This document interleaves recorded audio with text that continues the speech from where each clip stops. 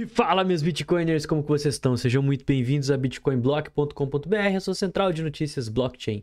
Eu sou o Arthur do canal Cripto, trazendo mais um primeiro bloco de notícias, que é um quadro que eu faço aqui no canal comentando as notícias mais importantes, relevantes, que estão acontecendo aí nas criptomoedas e no mundo. E como sempre, antes de começar, eu queria te pedir aquele like, você sabe como que isso é importante, isso ajuda aí o YouTube a recomendar nosso conteúdo para outras pessoas.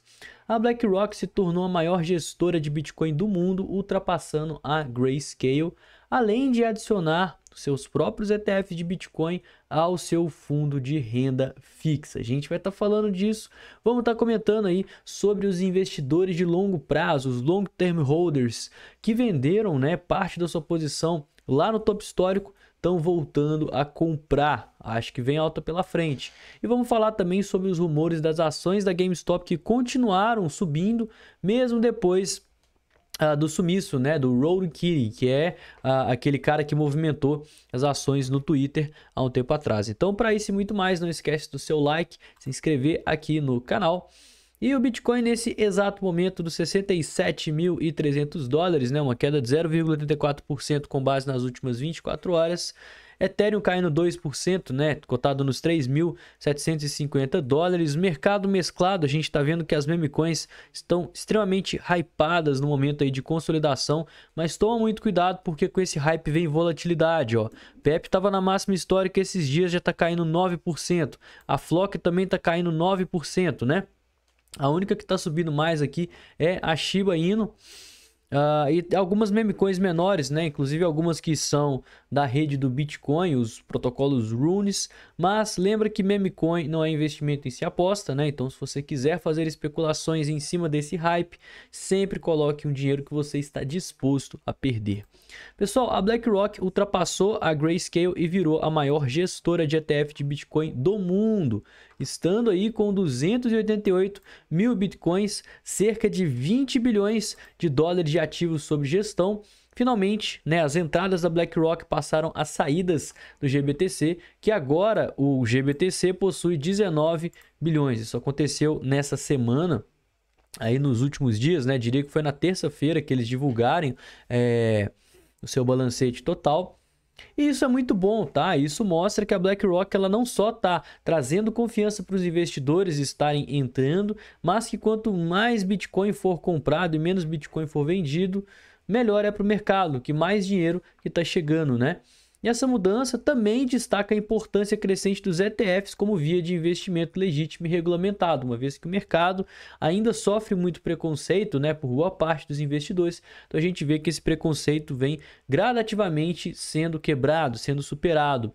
E a tendência é que quanto mais pessoas forem comprando os ETFs de Bitcoin, e isso eu comentei aqui no canal, com a notícia lá das 900 empresas comprando Bitcoin, a tendência é que quanto mais empresas forem se posicionando no mercado, mais empresas se posicionarão por não quererem ficar de fora, não querer ficar para trás, perder cliente, perder via de investimento. A própria BlackRock está investindo no próprio ETF, sim, ela pode fazer isso e ela está adicionando o ETF aos títulos, aos fundos de renda e título, Então, ela tem vários fundos de investimento, ela tem vários ETFs.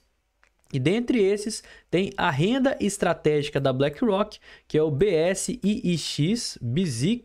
e também o fundo de títulos globais estratégicos, MAVIX, MAWIX. E em ambas esses fundos de investimento, ela adicionou ações do IBTC. O que é um fundo de investimento?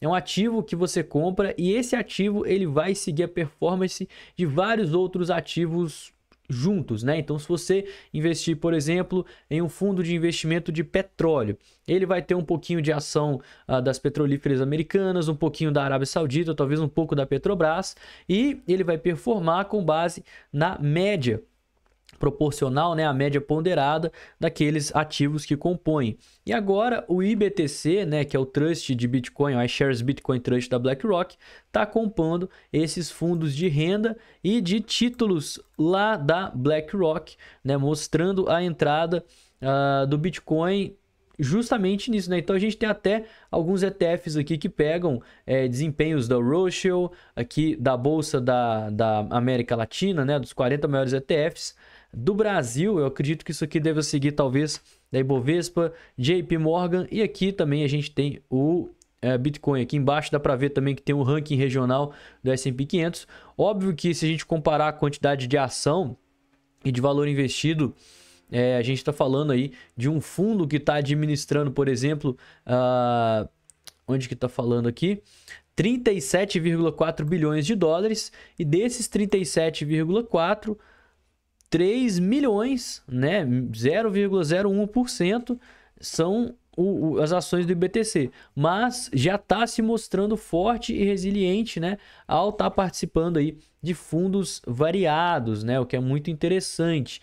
Além do mais, né, agora, desde que foi lançado, mais de 600 firmas, estranho, na minha cabeça era 900, tá? Mas vamos pela notícia, mais de 600 firmas dos Estados Unidos compraram ETFs de Bitcoin. Então é isso, né? 600 firmas dos Estados Unidos, porque ao longo do mundo, mais de 900 empresas compraram, incluindo o BTG Pactual e o Banco do Brasil. E o maior investidor de todos é uma empresa chamada Millennium, que possui mais de 1,9 bilhões de fundos investidos, que é, no caso, um fundo de hedge, tá? Então, ela é uma empresa que oferta fundos de hedge e comprou uma boa quantidade, quase 2 bilhões de dólares em ETF de Bitcoin. Investidores de longo prazo começaram a reacumular Bitcoin. E a gente está falando, né, segundo a Glassnode, de pessoas que venderam o Bitcoin deles lá em março, quando o Bitcoin chegou na máxima histórica, e provavelmente foram as pessoas responsáveis pela queda próximo aos 56.500, aquela grande pressão vendedora. E esses grandes investidores, né, holders de longo prazo, pessoas que têm Bitcoin aí há mais de 150 ou 160 dias, estão recomprando agora. E esses mesmos investidores voltaram a acumular os Bitcoins. Então, as pessoas que possivelmente fizeram o Bitcoin cair para os 56 estão comprando agora e podem levar o preço a ser mais impulsionado.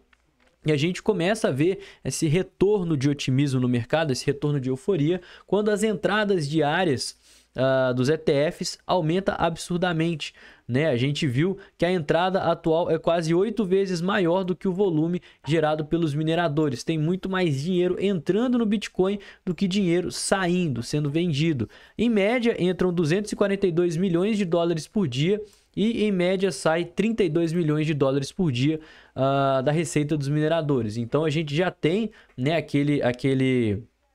a inflação negativa, né, o que a gente chama lá de inversão naquela questão da oferta e da demanda, que é justamente a inflação do Bitcoin, a quantidade de Bitcoin que está sendo minerado, ficando cada vez mais irrelevante. Até me fugiu aqui o nome da expressão, a gente já falou aqui várias vezes, né?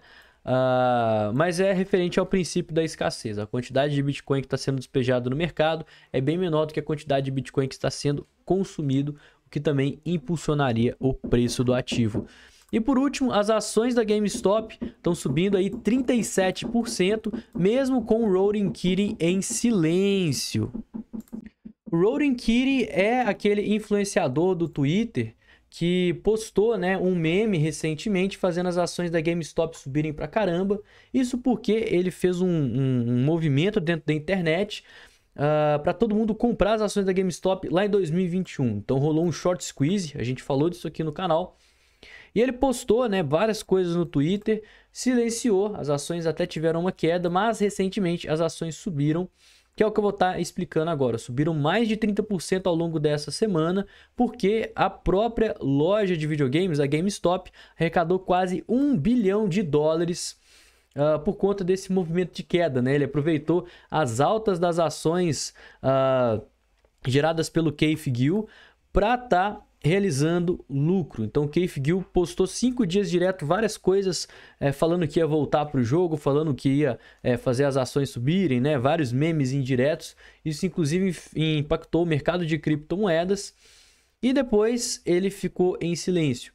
Então, quando as ações começaram a subir, a GameStop ela vendeu 45 milhões de ações ordinárias, lucrando com esse fenômeno.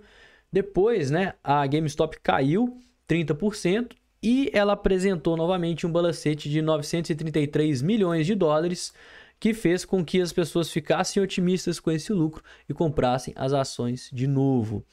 Não chegou, né, ao frenesi que foi induzido pelo Roaring Kitty, mas ainda assim foi uma alta considerável e ele certamente deve estar planejando alguma coisa, né? Mesmo estando desde o dia 20 de maio em silêncio, geralmente se ele posta algo, tem um motivo.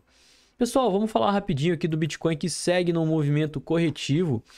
E para mim, enquanto o Bitcoin estiver acima dos 66.300 dólares, ele está consolidado, tá? Não tem muito o que fazer. Se ele perder os 65.500, a gente vai fazer um movimento chamado pivô de baixa no gráfico diário. E aí a gente vai voltar a retestar a retração de todo esse movimento, que é basicamente o movimento que eu tô de olho nesse exato momento, tá? Tô com ordem de compra entre 65.000 e 63, vocês sabem disso. E no momento aqui que a gente perder essa região, nosso próximo suporte é a zona verde. Perdendo a zona verde, a gente tem os 60 mil dólares. E se a gente perder os 60 mil dólares, aí eu já acho que a situação fica mais feia. Isso porque nessa semana a gente tem inflação dos Estados Unidos, né, o PCE, a gente tem o PIB dos Estados Unidos e tudo isso, né, com muita volatilidade em decisão do mercado. São indicadores extremamente importantes e que certamente podem impactar nas criptomoedas. Então fica de olho nisso. Qualquer novidade eu mantenho vocês informados, certo? Não se esqueçam de verificar a sua inscrição aqui no canal, né? Deixar aquele like, seguir a gente nas redes sociais. Eu vou ficando por aqui. Tenha um excelente dia e uma ótima semana. Valeu, galera. Falou!